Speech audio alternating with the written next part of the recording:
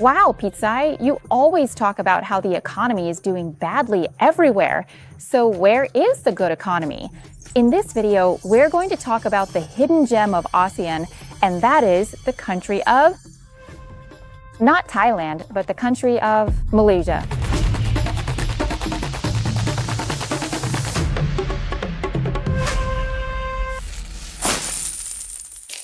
If you want to see who is truly the richest, you have to look at GDP per capita, or the income per person in that country. In ASEAN, if you don't count Singapore, which is a financial hub for the region, and you don't count Brunei, which is probably wealthy from oil, then the country with the third highest GDP per capita is Malaysia. In 2024, Malaysia's GDP per capita is $11,007 per person per year. If you convert that to Thai baht, each person in Malaysia can earn about 300,000 baht per person per year. What about Thailand? Oh, Thailand.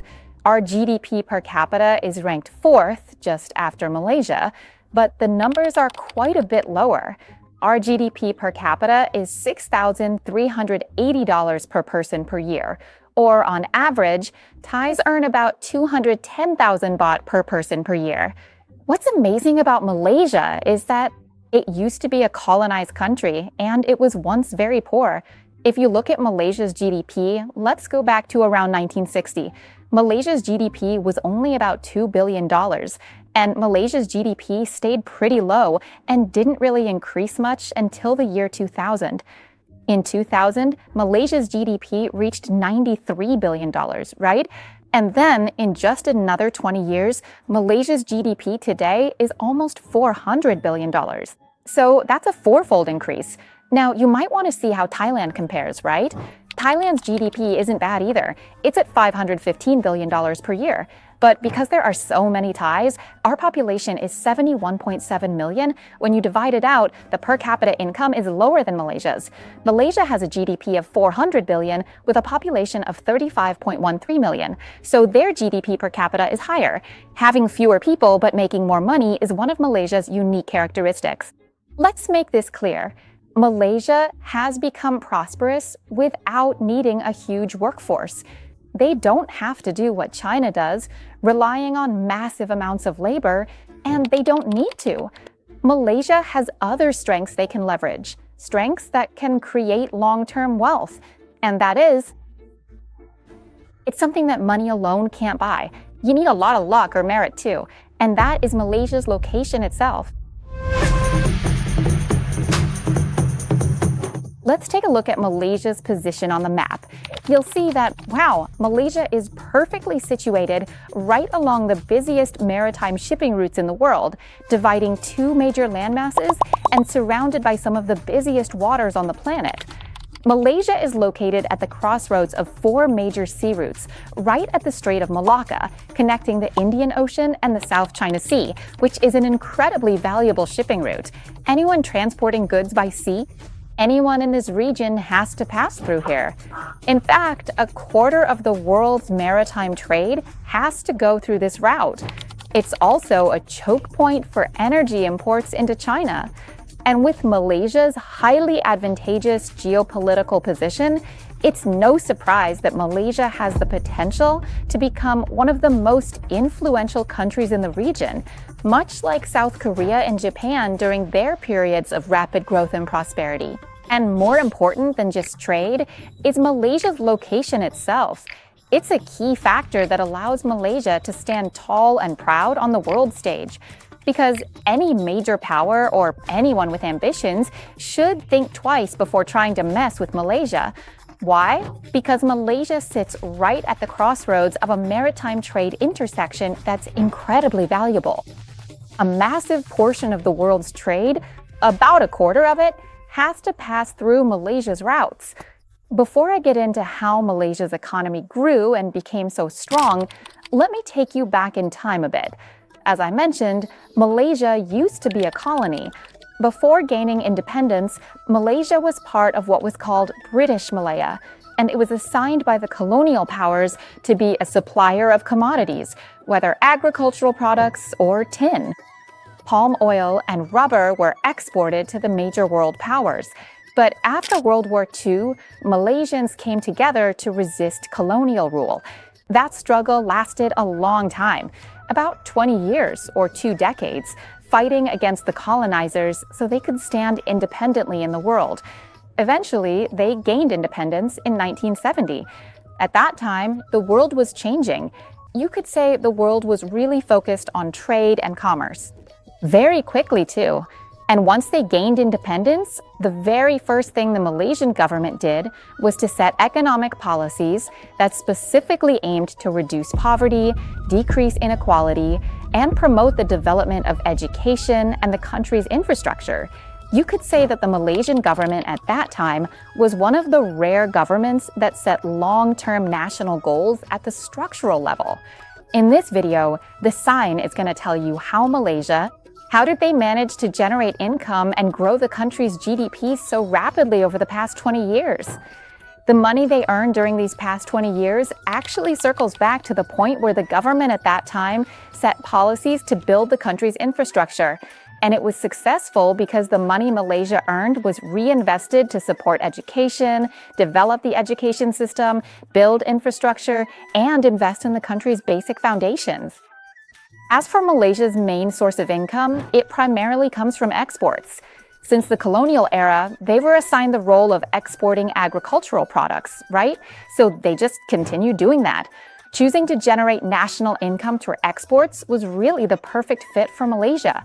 Whether it's their abundant local resources, their expertise and skills, or their strategic location for trading with other countries, Malaysia had it all. At that time, Malaysia was one of those countries. I should mention first that in the beginning, Malaysia wasn't wealthy and didn't have much knowledge or experience since they had just gained independence. So they chose to learn from the 4 Asian tigers, the big 4 of the ASEAN tiger economies: Hong Kong, Singapore, South Korea, and Taiwan. As for exports, Malaysia focused on and stood out in areas like clothing, apparel, and textiles right from the start. At that time, globalization was on the rise, so Malaysia decided, okay, let's establish free trade zones. So they set up a free trade area in Penang. That's why foreign businesses loved coming here to sell their products. The location was just right, really strategic. And once they managed to attract foreign investors, Malaysia's trade, especially in Penang, expanded and grew. Another important thing is that Malaysia had an open economic policy, welcoming foreign investors to come and invest, and in return, they gained valuable know-how. The country that Malaysia really rolled out the red carpet for was Japan, which is the original pioneer of this approach. Back then, Japan brought not only their expertise, but also their know-how. During that period, major Japanese companies came and set up operations in Malaysia. Companies like Mitsubishi, Honda, and Toyota all helped establish factories here. And then there were Sony, Panasonic, Hitachi, and others who followed suit. Ever since then, with such large-scale foreign investment, Malaysia's GDP has grown rapidly over the past 20 years. In fact, Malaysia's growth was so impressive that by 2000, during the hamburger crisis, while other countries were collapsing, Malaysia didn't falter. The country continued to grow steadily, and as it generated even more income, the government invested heavily in national infrastructure. Believe it or not, Malaysia became famous for its excellent infrastructure, whether it's roads, ports, pedestrian walkways, or top-notch internet. With such strong infrastructure and convenient transportation, Malaysia was well prepared to welcome even more foreign industries and open up to greater foreign investment. As more industries came in, Malaysia became an even more attractive zone for investors, drawing in even more investment. Another important advantage Malaysia has, similar to Thailand, is that it's an ASEAN country. So, like other ASEAN nations, the cost of living in Malaysia is low. But having a low cost of living isn't always a good thing for every country. In some places, a low cost of living might mean poor infrastructure, unreliable utilities like water and electricity, or other issues. Or maybe there aren't many opportunities to make money, build a career, earn an income, or invest. But that's not the case with Malaysia. As I mentioned, Malaysia already has very good infrastructure. And importantly, Malaysia is a country with a low cost of living, but also offers business and investment opportunities. This combination makes Malaysia a country that can attract a lot of foreign direct investment, FDI, ranking 3rd in ASEAN. After hearing all this, if you're starting to think, hey, maybe I should invest in Malaysia, You can definitely think about it, but don't jump to conclusions just yet. Make sure you hear both sides first. Every place has its risks. As for the risks in Malaysia, like I mentioned earlier, the reason Malaysia's GDP has grown so quickly over the past 20 years is because they've opened up to foreign investment. One of the countries that's invested heavily in Malaysia is Japan, right? That means whether it's capital, GDP growth, or technology, Malaysia has relied a lot on Japan over the past 20 years. But don't forget, the global economy isn't doing so well right now. Japan is one of the countries that's been hit really hard by the economic downturn, probably the hardest, actually. So if you ask whether Japan, which is struggling to keep itself afloat right now, will continue to invest in Malaysia as much as before, I don't think so. That's the risk for Malaysia.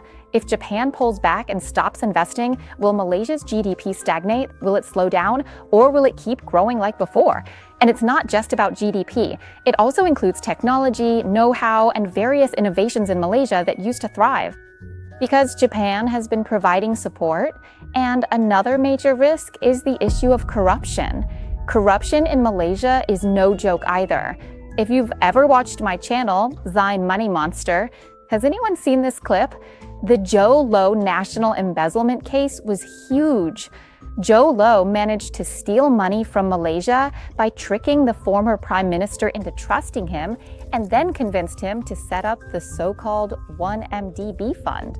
And within that, there were all sorts of schemes to transfer money to shelf companies and such. Basically, it was a massive scam. In the end, the Malaysian government lost almost $4 billion US. If you haven't seen it yet, go check out the Joe Low clip. It's really entertaining. Shameless self-promotion. Because of this, Malaysia's corruption perception score is at 50 points. It's a country with significant corruption issues. A score of 50 is okay, but 80 is bad. Malaysia ranks 57th out of 180 countries. Thailand's corruption score is 34. While lower than Malaysia's, a lower score actually means more corruption. 100 is clean, while 0 is rampant corruption. Thus, Thailand has more corruption than Malaysia. Because of this, 71% of Malaysians believe that corruption is the main problem that the government needs to solve. So what are Malaysia's plans for future growth? They have the new Industrial Master Plan, or NIMP 2030, which has 3 main goals. First, to focus on high-tech and high-value industries. Second, to drive innovation, research, and development through Industry 4.0 technology. And third, to make sure that all of this is done sustainably. Now, if you ask about Japan, well, Japan isn't really doing so well right now. Investing in Malaysia? Well, it's not like Japan is in a position to invest anywhere right now. So is there anywhere else that can take its place? I can tell you, yes, there is. Thanks to Malaysia's location and other factors, it's become really attractive. Countries investing in Malaysia include Intel and Infineon.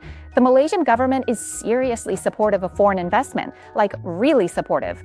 For example, they support education by making sure there are enough engineering graduates to meet the needs of the companies that invest there. So, to sum up, Malaysia is definitely a serious competitor for us. Over the past 20 years, Malaysia has grown incredibly fast.